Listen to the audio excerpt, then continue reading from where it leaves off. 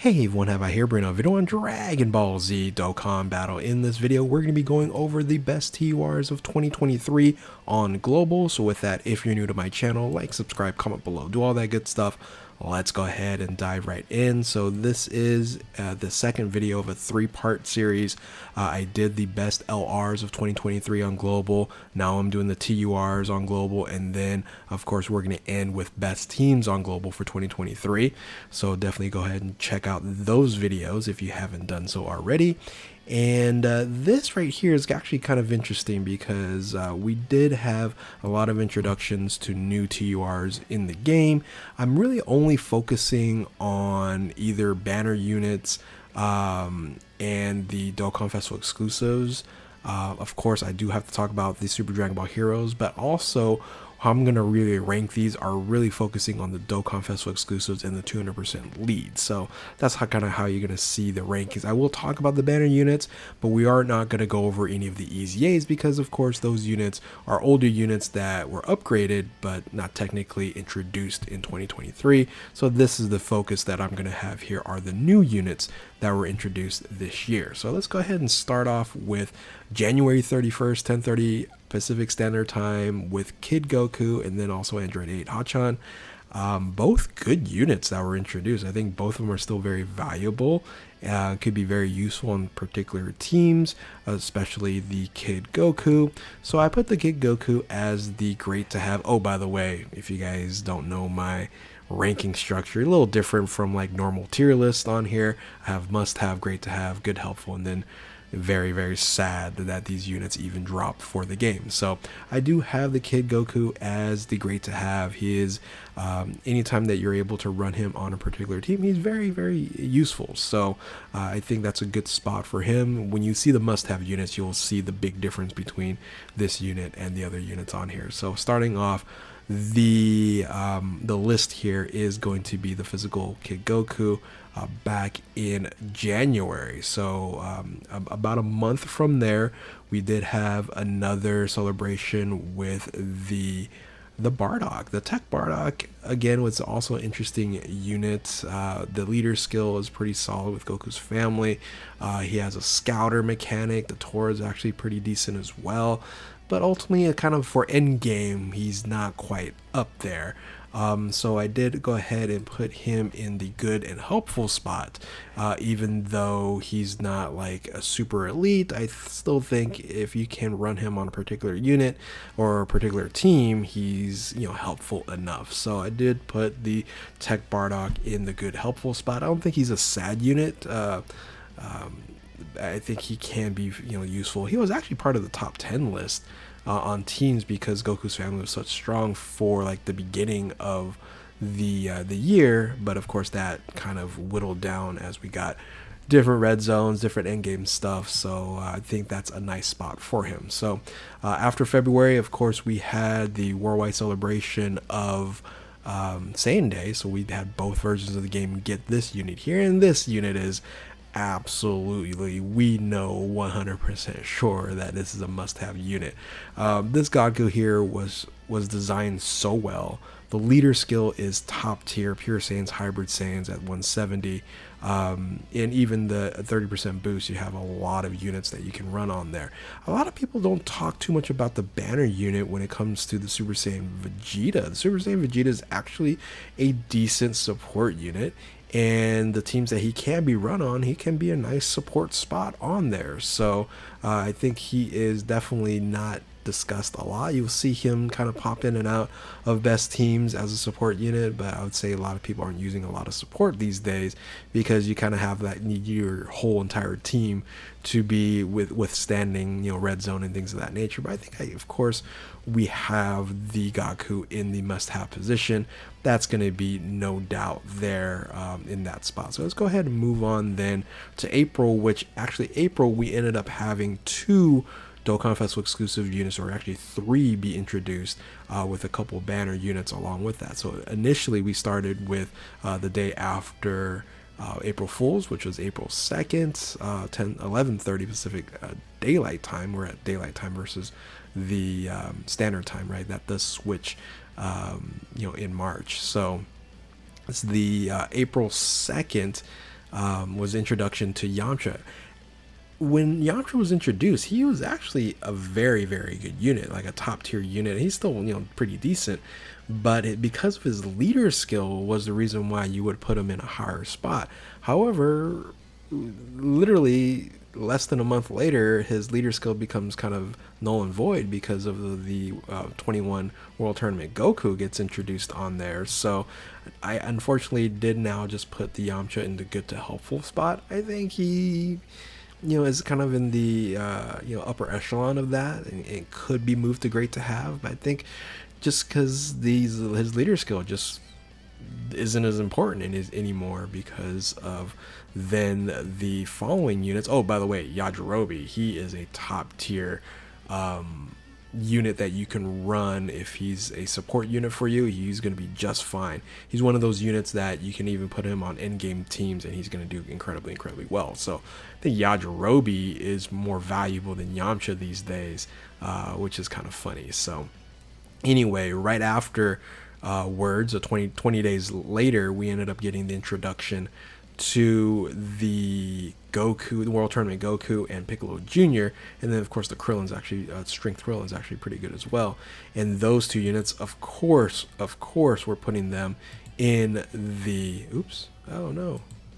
in this spot here. Actually, I kind of messed that up here. Give me 1 second. Okay, there we go. So, of course, we're putting World Tournament Goku and Piccolo Jr. in the must-have spots there. By far, just elite top-tier TURs that you can get in the game. And being that it did provide both versions of the game simultaneously, they were incredibly good for global, and you can see those top three there. Now you did get a sneak peek with the May edition of the Dokkan Festival exclusive in Super 17, the Hellfighter 17 and Android 17 there. And yes, I did put them in the sad spot. This is one of the worst design units out there, being so restrictive within extreme types, and the transformation, and just everything kind of wrong about anything is this unit right here. You gotta have like a full extreme team to make this unit even shine. You can't even just plop them into something different. It's just not designed very well. And we all know that, so not a surprise. Just like how Goku, World Tournament Goku, and Piccolo Jr. is in the must-have, there's no surprise. The sad spot here goes to Android 17, Super 17 here. The standalone Super 17 is actually a really great transformation, but yeah, the base form here, it's so bad. Anyway, stop talking about them. So we do have a big gap for the introductions of TRs because of the 8-year anniversary, the worldwide celebration, things of that nature. So we ended up having, from May, we didn't get another Dokkan Fest until August, and that was the introduction of Berserk Kale.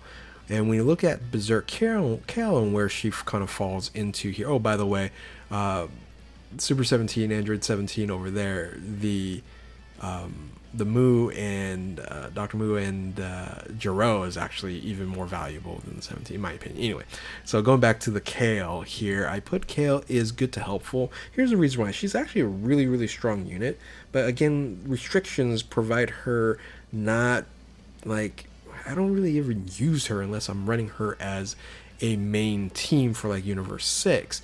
And if you are running a main team for Universe 6, I could kind of put her to great to have, but I don't know. I just put her kind of, in the realm of great to have, but I just dropped her down here on the good to helpful. I think if we had another strong Universe 6 or another Caulifla unit that you can link up with her, she can end up actually being an incredible unit and great to have. But I think I'll just keep her right there at good to helpful. That was a tough decision on that end for me there, but I think it's the right spot. So moving on, after August, then you have October, another widely disappointing unit for me.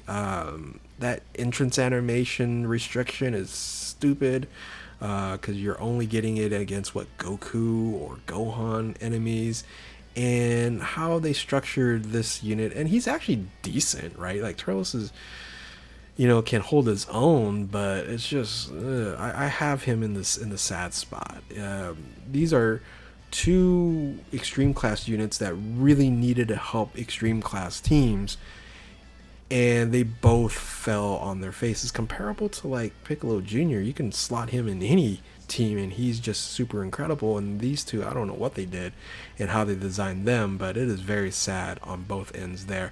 I would say some people might even move Turles to good to helpful, but I just think, again, as an extreme class unit, I was looking for something more incredible. Like if they even just changed that entrance animation restriction to something that you can do within the team versus the enemy restriction, I think you can move this to good to helpful, maybe even great to have. So just as something small as that, they really messed up that unit there. So in October, you had the Turles be introduced, and I haven't used Turles really for a while, but you can use one of these banner units because there was a dual banner unit on here. The Almond Raisin is an incredible unit. So that is the most valuable one on there, and that's why I think it's safe to say where it comes to sad is where the banner units are actually better than the Dokkan Festival exclusives. That's what makes it very sad here. Now let's go ahead and move on then to Super Dragon Ball Heroes, which I wouldn't put here in the Dokkan Festival exclusive TUR arena list here, but you have to, just because how well they designed these units, not particularly the Vegeta or the Broly, but for the Limit Breaker Vegito and the Time Breaker Rose, boy, did they just hit home runs on them. And I think the Limit Breaker Vegito is for sure a must-have, is one of these units that you're like, okay, if you didn't get them during Super Dragon Ball Heroes, you have to wait an entire year. And their team is just ridiculous. They did that team justice. And now I put the Rose to great to have, not really must have, because really the Limit Breaker Vegito is more of the must have unit, and you can design team builds around Super Dragon Ball Heroes and crossover, etc. Whereas Rose, you can do the same thing, but I don't think is as strong, so I just put him at great to have here. I think that they're still both really good units, and since they were only blue coin and there were guaranteed featured banners on there, I think most of you guys actually even have these two units on here. So so that's why I changed from the list of Dokkan Festival exclusive only to now 200% leads, because both of them are 200% leaders, but they're not Dokkan Festival exclusives, which they should have just made it, but they wouldn't have had guaranteed, I guess, banners, or because they were blue coin banners. I don't know what they do for the Super Dragon Ball Heroes, but hey, they did a good job overall. So now you do have the last Dokkan Festival exclusive that was introduced in the end of November, and again, that was a joint venture with the Android 21. So the Android 21, I think, is an overall solid unit. It's great to have unit on here. Just want something a little bit different.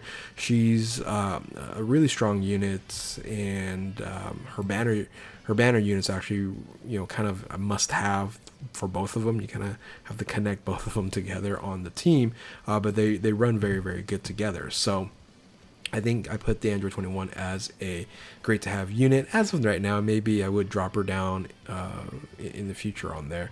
Now, again, we don't have anything that was introduced in December, which was crazy.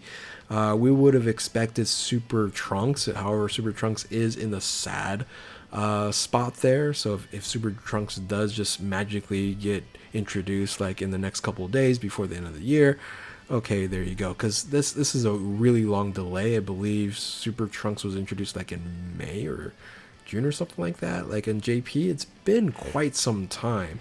And then we have like Piccolo, Father Son Piccolo and Gohan. We have the 17, 18. We have all these other Dokkan Festival exclusives that we're supposed to merge together pretty soon, but seemingly right now it's still a pretty wide gap at this point in time. So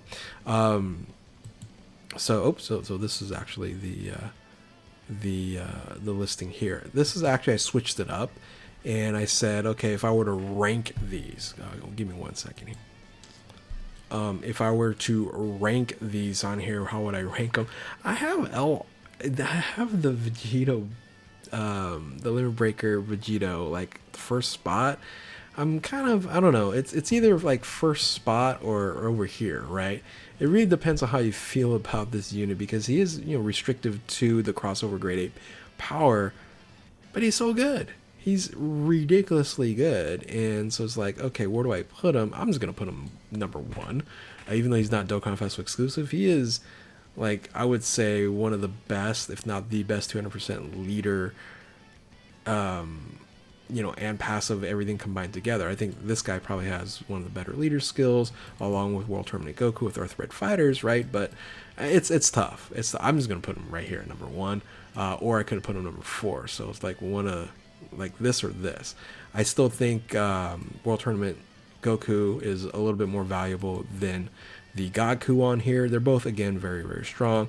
I think his leader skill is a little limited, but him as a standalone unit is incredibly strong. So I have the top 4 units here as, in a sense, the best TURs in the 2023 on global. You can probably just like do something like this, or it could look more like this, I guess. I don't know. Maybe this is probably the right setup. But again, I'm just going to do like this here. So, and then the rest, you can see Android 21, Kid Goku, then you have Kale, which is kind of right on the edge of great to have and good to helpful.